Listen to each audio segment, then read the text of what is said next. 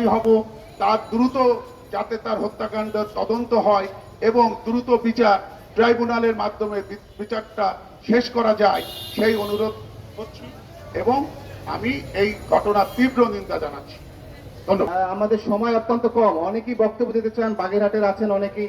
আশাবাদী কণ্ঠস্বর বিজ্ঞ আইনজীবী ব্যারিস্টার আশরাফ ভাই। আসসালামু আলাইকুম। নিজামুদ্দিন শান্ত আমাদের কাছ থেকে চলে যায়নি, তাকে হত্যা করা হয়েছে, যে প্রতিবাদে আমরা আজকে সমবেত হয়েছি। প্রশ্ন হচ্ছে আইনজীবীদের হত্যাকাণ্ড কেন হবে, আইনজীবীদের কেন আমাদের কোর্টে আসতে হবে?